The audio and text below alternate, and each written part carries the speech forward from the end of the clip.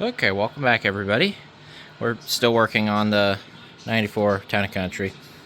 It's about an hour since since the last episode for me. I've gone around, cleaned up my tools, got everything organized here. I've gone through and dug all the parts out of the back. We've got two CVs, we've got inner and outer tie rods, full rear brake kit right there. And then I got the exhaust shields. And then I've got 5 quarts of trans fluid on the table behind me. And then I've got a set of fog lights up front. I think I'm going to do the fog lights quick. I need a break from the hard mechanical stuff. And just wire up and put some fog lights in, hopefully. But that's where we're at. I got all the parts out. This is what we're going to try to get done. On top of, after all this is done, well, we've also got to take the overrun clutch out. Alright, so we're working on the fog lights here. This is the original fog light. Normally there'd be a bulb in here and glass, but the glass is gone. All the chrome is rotted off. The bulb socket's rotted out. This wire's rotted off. And generally, they're just junk. Every single one does this, at least the glass part falling off. So, this is what I've got here. These are recommended to me to install. They're a little smaller, but they seem to fit in there okay. Anyway, I'm figuring out how this bracketry all comes off. I've never done this before, so. Looks like up here there's 2 little T15 screws. I kind of had to pry down just a little bit to get at them, but they're there. They came out, so that released this. So, and it looks like these are supposed to just unclip. They're just slide-on clips. You know, they were. But after that, I'm not quite sure here. We pop the light on. How does this guy come off then? I see a bracket up here with a big star. But how would a guy get at that from out here? You'd almost have to have the bumper off or something. But I'm going to see if I can kind of fudge it and get that out. If I have to cut a notch and then get a ratchet in here, I might be able to. Because we only have to get them out right now. We'll worry about getting them back in a minute. But I'm going to get this off of here, get this out of our way. See if I can get that little star, or big star out. See him up there? That did work. I was able to just pry up just a little bit. That is a T40, and he was a little rusty, but he came out. So this is the original setup and how it goes. And it looks like it just sits in there, and then it looks like you can kind of rotate this for adjustment, and then it just rotates on there and tightens up. So that's kind of, I think, no, I don't see room for adjustment, actually. That's how it snugs up. We gotta figure out how to attach that to this, I think. And I'm not sure what I'm going to do yet. We'll see. Because this is what we've got to work with. We'll see. I think the first thing I'm going to do is splice some wires here, twist them together, make sure our wiring is good, make sure our switch works and all that. And then we'll try to figure that out. But this is the old one. We got them out. I'm not going to destroy this housing just in case. I'll hang on to this housing for now. I think I might have an idea. So I took my bracket off my new ones, and look what fits inside the original housing. Just, perfect. I think that's the play right there. I do think that is the play right there. So it has, some 2 threads here. I wonder if I drill through here, and then we can just use the original holes that are on the light itself. That might work. That might just work. That doesn't look too bad, right? If we slide that up there, ignore the, the cable hanging out. That looks pretty good, and it's certainly a lot better than the old one. And I bet you I fill this with some black silicone and smooth it out, seal that up in there, I think it'll look even better. Yeah, that might work. I'll let you know what I come up with as a final design. Test successful. We have a light, and it's burning my hand. That connection is hot because it's bad. There we go. Anyway, theory tested, concept good. I'm gonna get in here, start getting the wiring prepped because I want to keep the, the splice inside this box when I seal it up. Get it run back through here. Get 2 holes drilled, get it lined up, fit, and that'll be 2 fog lights. Well, we're waiting for the silicone I put on the fog lights to dry, and while we're waiting, I figure we'll do the trans service here because I had everything ready to go. So I got all the pan bolts out except two. I got the last two loosened and letting it drip into that pan. Fluid smells okay so far. It's a little darker color, but it's not the worst I've seen by far. It's got a red tinge to it still. So, not too bad. And if you remember, we added 2 or 3 quarts to it when we bought it, so it'll be pretty well, you know, changed. Because we'll have to add 5 more quarts to it when we're done here. Alright, got the trans pan out. Nothing terrible on the oil or on the trans filter, looks fine. Definitely a trans that hasn't been serviced in a while. See how brown the fluid kind of is. It's not the worst I've seen by far, but notice the magnet is pretty well full of metal. But it's thin metal, no chunks or anything. This is pretty normal, maybe a little excessive, but that's because it hasn't been changed. But look at that, little hairy magnet. So we'll get this all cleaned off. We'll get this the old gasket came right off on the trans side because it's been seeping, so it stayed with this, and it seems like it's kind of old, to be fair. Yeah, that's pretty old. Look at that, break it apart in my hands. So it's been a while. So we will get this gasket off this pan, get this pan cleaned up, get that magnet cleaned up, get a new filter on, throw it up there, and it should be good to go for 30,000 miles or so. Alright, I got the pan up. I haven't put fluid in it yet. As you can see, I've got the tires on it. I got everything cleared out from under it. I'm going to get it on the ground. I measured the fluid I took out of it. It was 4 quarts, pretty well exactly. So I'm going to put 4 quarts in it. I'm going to fire it up, you know, engage the transmission, make sure all that works, make sure we don't dump fluid out, move it back and forth a couple times. I'm not going to drive it because, one, there's snow outside, and this thing hasn't seen snow yet this year. This thing hasn't seen it. It's been in here. At least the measurable snow we got. It had a little bit on it when we had some flurries and stuff, but it hasn't seen the measurable snow. I don't want to get it all underneath it until I'm done with it. So I'm just going to make sure it's got enough in it to move and everything and be okay in that front. And then hopefully the fog lights are dry. I'm still waiting on that. Otherwise, I got to get tires back off, get it back up in the air, and start tearing into the CVs and stuff. But I don't think I'm going to do that tonight. I've got a headache, so I'm going to probably call it after I get the trans stuff done and the fog lights. But looks good, sitting on all of its tires again. Get that fluid put in it quick. Alright, got fan on the ground. Got 4 quarts in there. I just checked it. It is over full. That is normal. It should be over full when it is off or cold. So let us fire it up. See if she goes into gear, and let her move around. We gotta fill out our maintenance book again. Alright.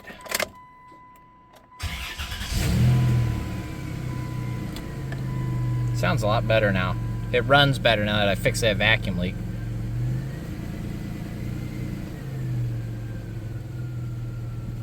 I think that's reverse. No, I don't think we got gears. There it goes. Now she's got gears. There we go.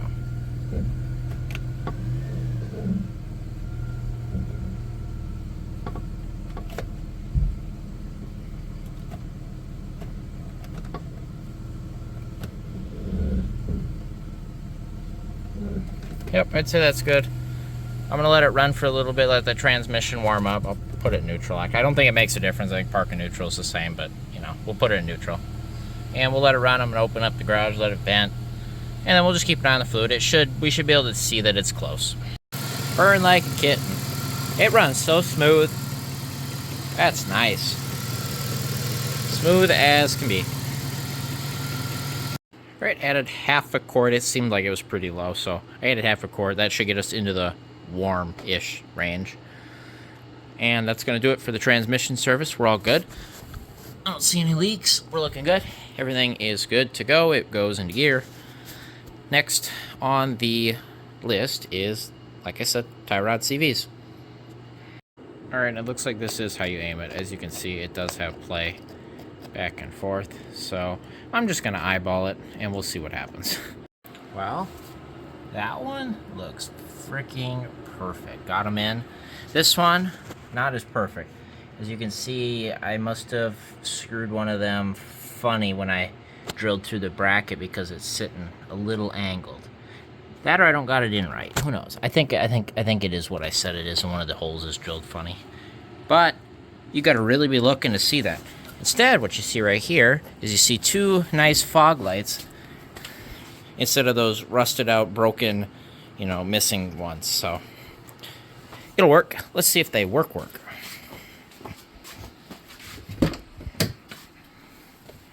Alright. Lights on. Fog lights on over here. Let's just do that. Oh, no, do you have to have the headlights on to have them on? It appears you do. Oh yeah, look at that. All lit up down here. Heck yeah. Isn't that a sight to behold? Working fog lights. Are they aimed right? Probably not. Do I care? Absolutely not. Does it look good? Yes.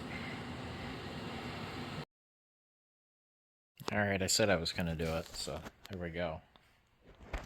There it is at night. Looks like it shines pretty good to me. Nice, that is very nice. Right, so I got the front motor mount bracket off and everything here. Tell me if you notice any differences here. Notice this one, how I can't flex this no matter what I do. I'm pulling hard, so, you know, that doesn't hardly move at all. Alright, anybody notice anything? Any questions on whether or not this one is bad?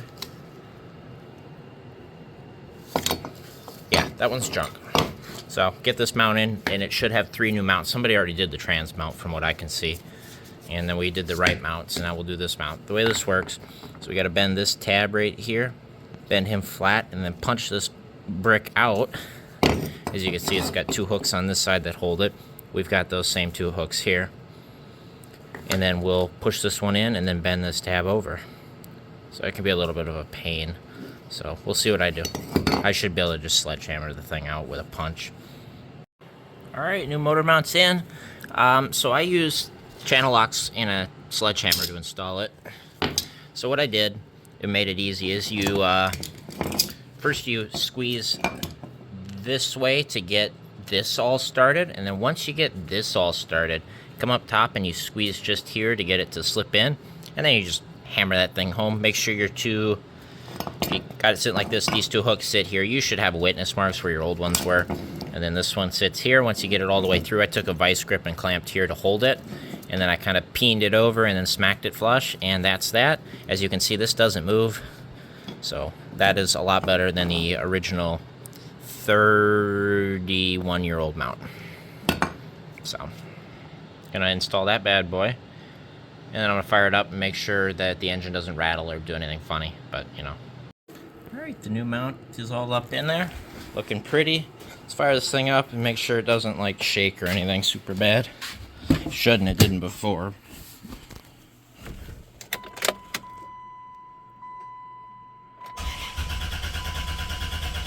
See, it likes to crank long on the first start, like it loses fuel pressure. Feels good, put it in gear. Oh, it feels good. No weird vibrations or anything. I think we're good. Nice.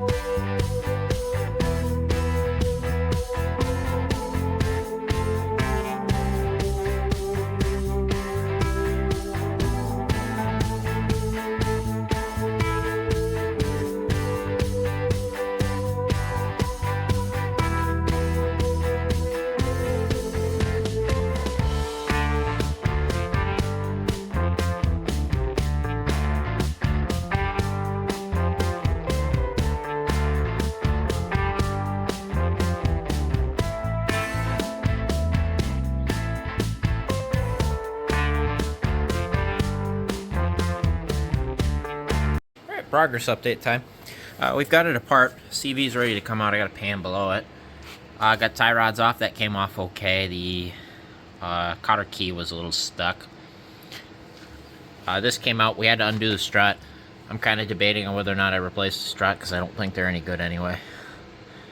But this guy was a pain right here because we got ABS. And so I tried to undo the bolt on the bracket there and snapped it. And then that would have helped anyway because it was wrapped to the brake line. So I was able to get it out of the little rubber guys after a lot of force. They were kind of rust jacked in there. But they're out. That allowed me to hang this down low enough that I could swing the CV out.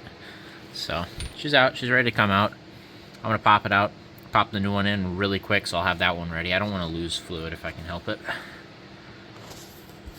And that'll be the CV on this side. And then we got to work on these tie rods.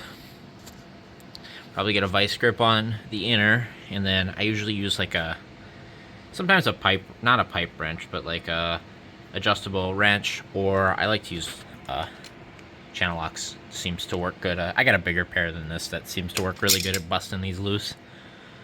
So we'll give that a shot. Once we get that off, got to pull the boot to get the inner out.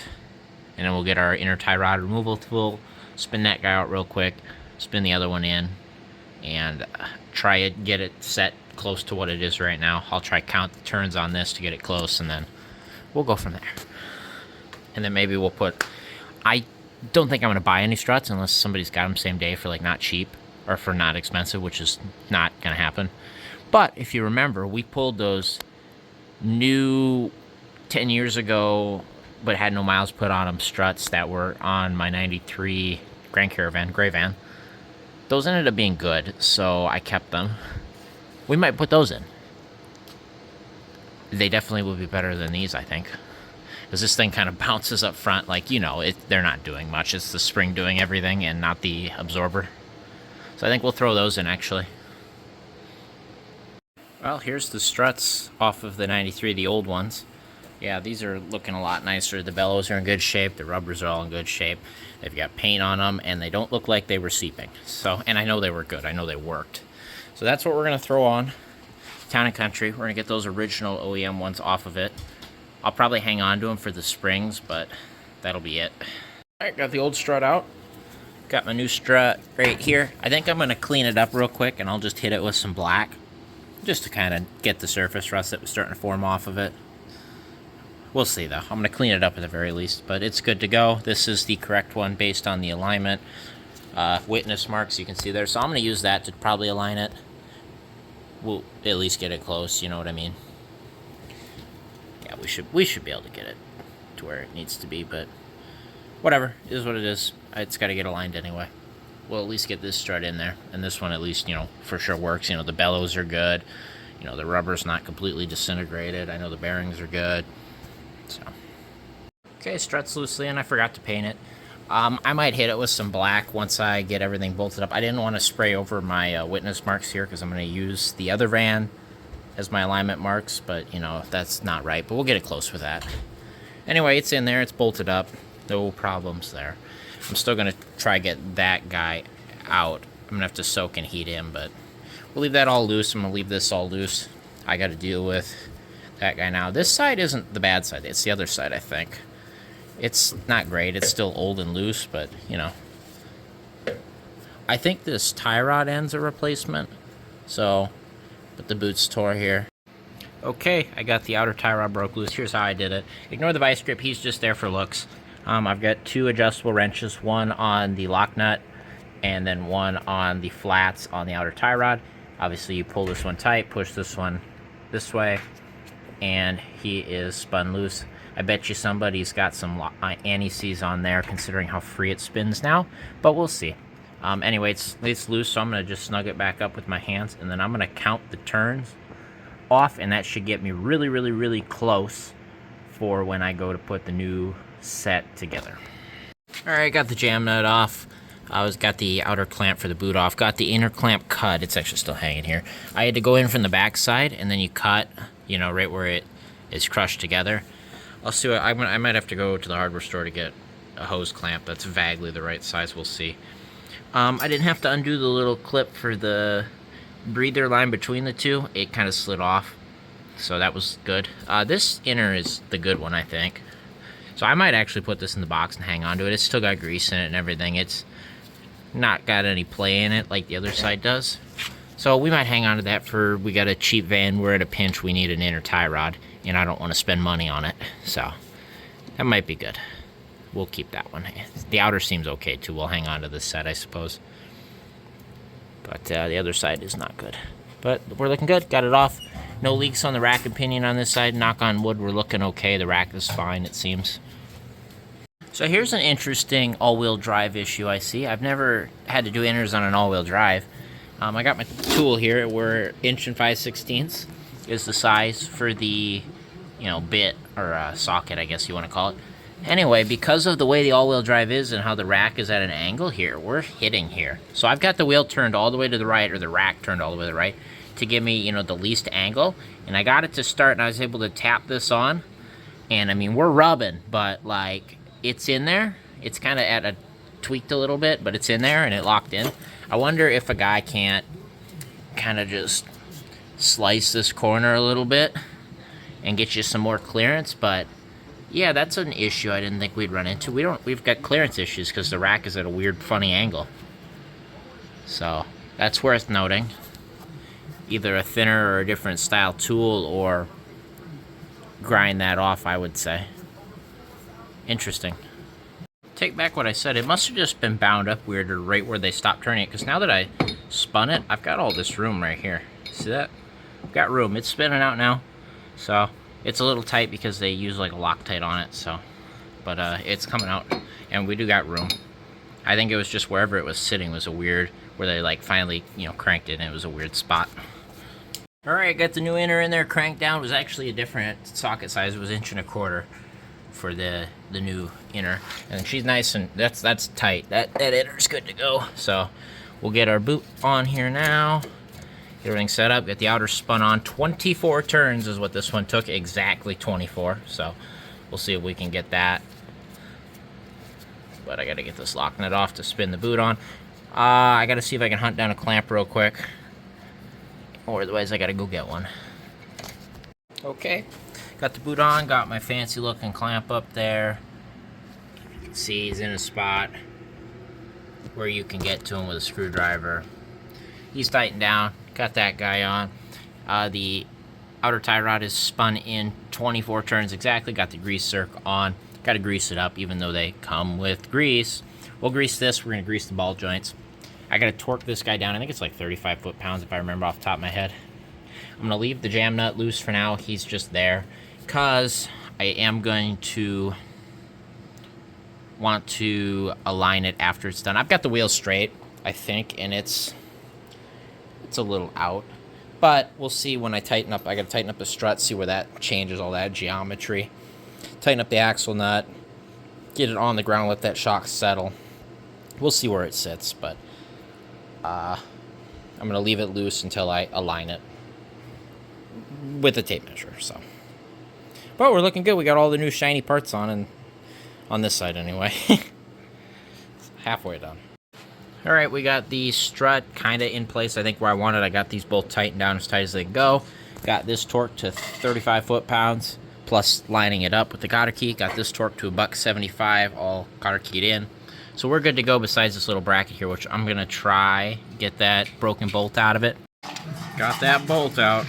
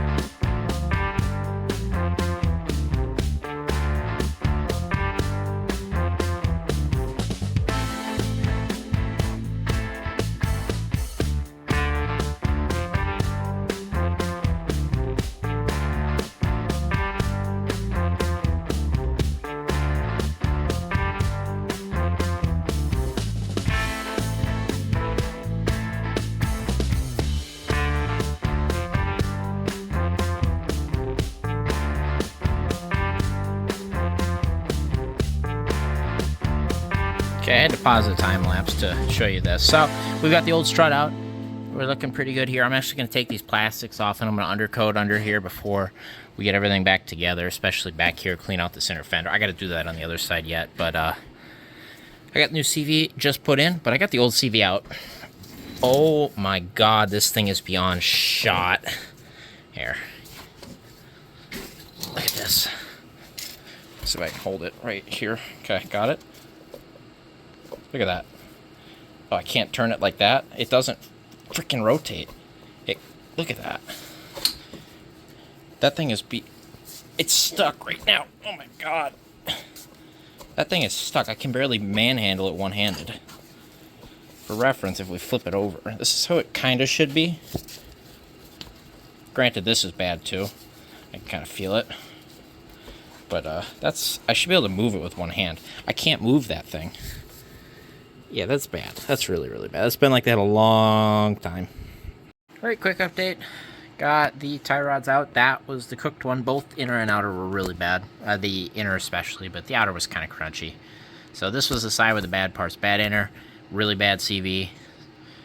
Obviously the strut was blown and all the fluid leaked out. It wasn't really doing much. Anyway, gonna get the new tie rods on. No clearance issues here. There's plenty of room to get it done on this side. I mean, there was room on the other side too, but it's all good to go. Just gonna put it back together quick, and that'll be that. Hey, you guys remember that clogged drain we fixed? Uh-oh. I pulled the plastic on the inner fender away, you know, because I was gonna rust spray, or, you know, fluid film coat it. Well, we found some skylights. Uh-oh. This is absolutely soaked right now.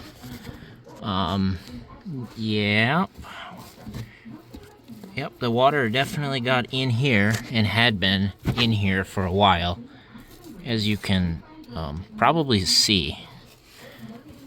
Uh-oh. I think we've got some repairs to make, unfortunately. I think what we're going to do, obviously we got to dry the carpet out. Probably have to pull this seat out and pull the carpet back to where it stops being wet so this can dry. And we'll pull back I'll probably just cut out the firewall matting, and we're going to remove as much rust as we can. And she's going to get the license plate repair. We just want to seal it up so we don't get more water in. And we fixed the drain problem, so that's not going to be an issue anymore. But we need to fix this still. Alright, what a turn of events. I got both seats out. Driver's seat's got some rust that needs fixed. Got the centerpiece out here. Let's pull this carpet back. Passenger side's dry. I popped this little guy open, and in here there's some... So they don't use like spray foam for sound deadening in the older vans, but they use these bags filled with this stuff, which then turns into mouse house. Anyway, I pulled one out of there, and there's some rust in here that needs to be sprayed and treated before it rusts through the rocker. Anyway, let's pull this carpet back because we want this to get open to air. We want this to dry out while also having access to treat and fix the rust. There we go. There we go. Alright, back you go. That should be far enough. There's about where the water ends. It's a little damp there, but it's dry by here. So we'll pull this deadening back up too, let this air out. It's dry here, gets wet right about here. Ooh, quarter. We're getting paid for this. Yeah, there. Yeah, that's damp still. Till about there it's dry. You can see where the wetness stops. So let that sit like this. We let that dry. Come in here, we'll treat this right here, treat that. Hey, look, a nickel. We're getting paid real good. Look at that. Money. Nice. Yeah, so we'll pull that firewall up. You can see where the water is. Oh boy. This side's not so bad.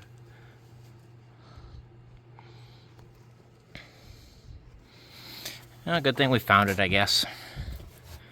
Pull that guy up there. That's wet. There's where your floor shift for the manuals goes. I do believe. We don't have that clearly. Then you got your ABS, airbag computers. I don't think ABS, airbag computer, whatever he is. But up under here, this side looks pretty good.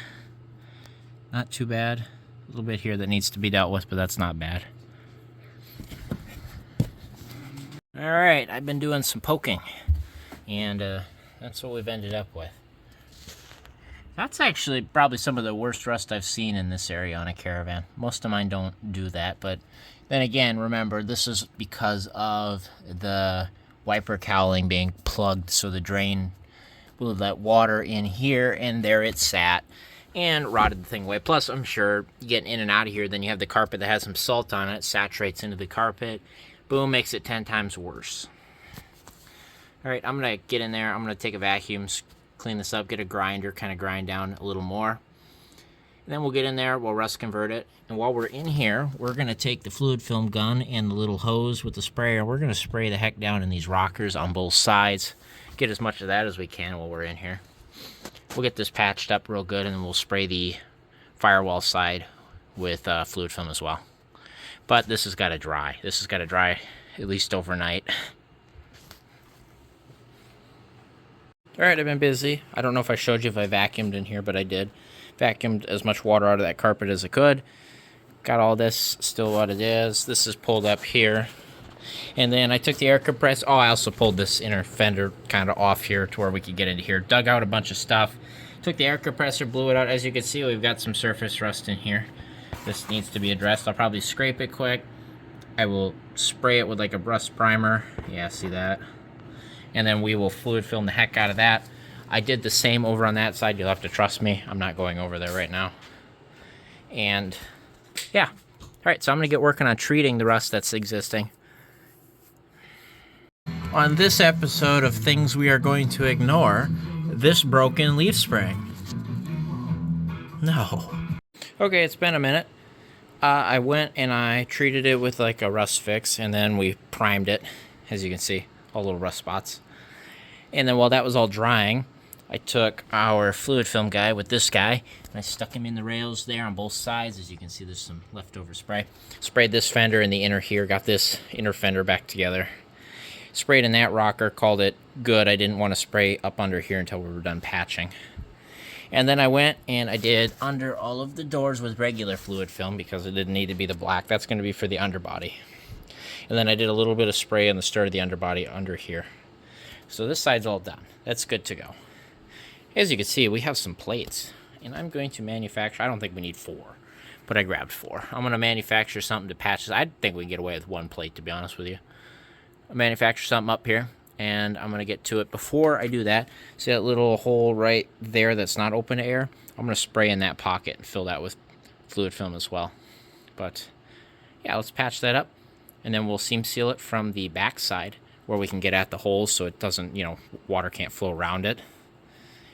And then we'll seam seal the edges of the plates wherever we land, and that'll be good. It'll be sealed, there'll be no holes, and that is that.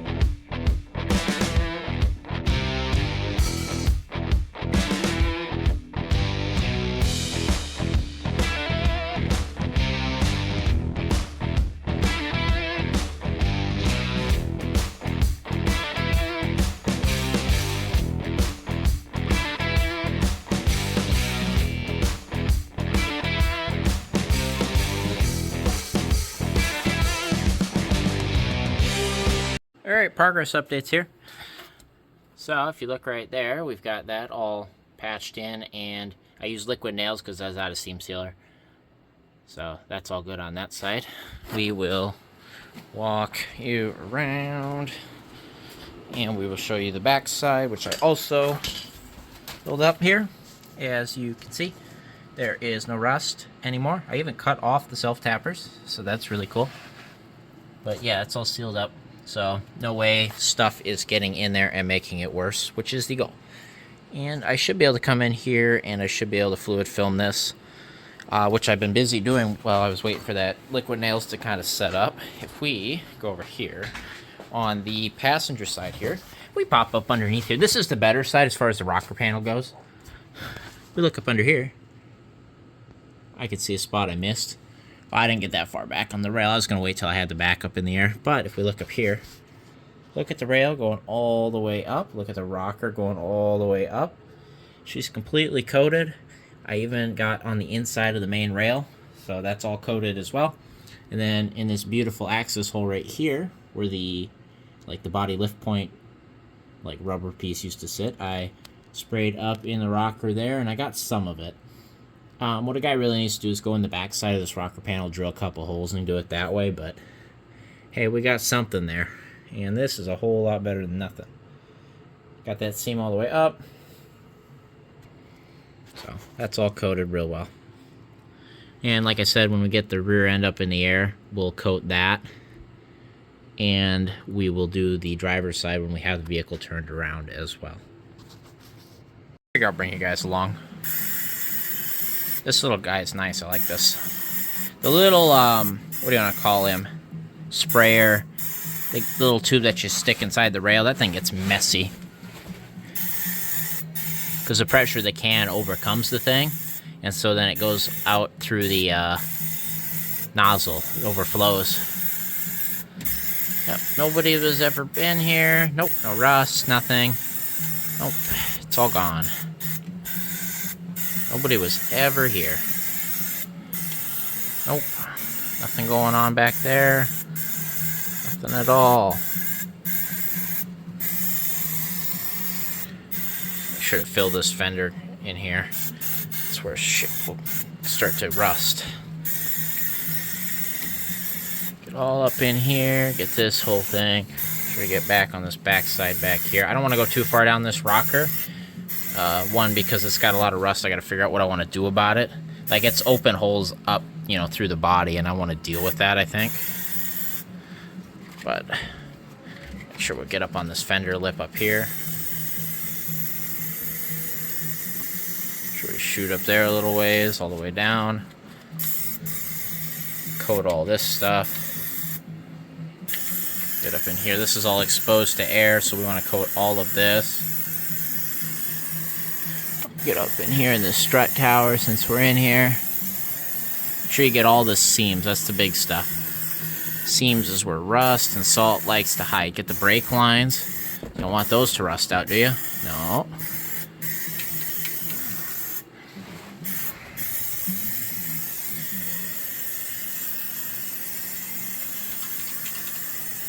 That seam right there, that's a big one. And then around this guy, it likes to rust. Might as well coat the whole thing. It looks good, too. Get this seam. Get around those little rubber grommets where stuff can get into. Get up there where the strut bolts up to. Nothing can get up under there. Get on the back side. And then this seam right here. Might as well hit the hinges and stuff up there. We can get to them. But really, most importantly, make sure we come up here and soak this real good. And then this will kind of, I drive on gravel roads a lot. This will kind of collect gravel. And usually gravel will hold moisture and stuff. But the gravel, in this case, will stick to this and kind of create a big barrier. Which is nice. Alright. Now, it's kind of messy to work with, but usually you're not working in this stuff. So, there you go. That's all coated with like a lanolin, fluid film, black undercoating. This right there. Hit up here. Hit that guy. Get around this body mount on that seam up there. Hit right there. Like I said, we'll get this side going all the way down. when we have the van turned around, I can get under there and when I feel like it. But like I said, this rocker is pretty rough, if you can see that. It's actually really bad on this side. I gotta figure out what I want to do about that. I'm not gonna buy a patch panel and pull this off and do it right, I don't think. Not now, anyway. But I don't know. I don't know what I want. I want to plug it up so stuff can't get up there. But I don't know what I'm gonna do yet. There, look at that. There's no holes, nothing, no rust. It's perfect. All right, been a hot minute here, but as you can see, we've got this all buttoned up. We've got this all buttoned up. I've been busy here working. I got the inner tie rod on, tightened down. Got the boot on. Got the outer tie rod on. Jam nuts just on there. That's not tight because I wanted to verify our alignment, at least with the steering. Got the strut in. I was able to line it up pretty well. Got these tightened down. Got this guy to 175 foot-pounds. Got that to 38 or 35 plus whatever to get the cotter key lined up. Obviously, our new to us strut is in. This is all back in. This bracket's in, screwed in. We are good to go to put the tire on it, get it on the ground, do a tape measure, steering alignment, and then hopefully my grease gun battery is charged. That's been charging. Apparently I didn't charge it before, so maybe I'll do that quick before I put this tire on, because it's harder to do with the tire on, you know, naturally. Otherwise, I'm going to say our front suspension is all done. Our front steering is all done. And our entire front end should, knock on wood, cross our fingers, be done. You know, we've got new motor mounts. The engine's been resealed. The trans has been serviced. Engine's been serviced. Steering's dealt with. Suspension's dealt with. Drivetrain's dealt with new CVs. We even undercoated up front here, fixed some rust that is not there, was never there. There is no rust here. And we're all good up front. And I don't have the seats in the van. I don't think I'm going to put them in it because the carpet needs to dry overnight. But what I might do is get the garage door open here, back the van out, and back it back in so I can be ready to do the rear brakes and stuff. That way it's good to go in the morning. So that'll be that. I'm going to leave it here at this. I might bring it back after I align it if I do. If not, well, I don't, so sucks for you, I guess. Well, quick update. I took a tape measure, you know, center tread to center tread, both, you know, front of the tire to both sides and the rear, and they both came out to 58.5, the same dead on. So apparently I got that right. This looks pretty good, I think. It might be kicked out a hair, but apparently it's kicked out the same both ways. I don't know. It's eyeballed pretty close, I would say. Alright, got the van turned around. I did get the nuts on the tie rods tightened, the jam nuts. I didn't grease it, I forgot. I'll get to it eventually. We'll be fine for now. I'm going to actually write that down on a list of things to do. There's a few things I got to do. Obviously, we got to do that. I tell you, I buy nothing but the best. So, that's a problem right there. That leaf is secured by gravity. Out with the old. Yeah, it's pretty bad. Okay, we're finally under here working on the four-wheel drive, or the all-wheel drive, rear-wheel drive system.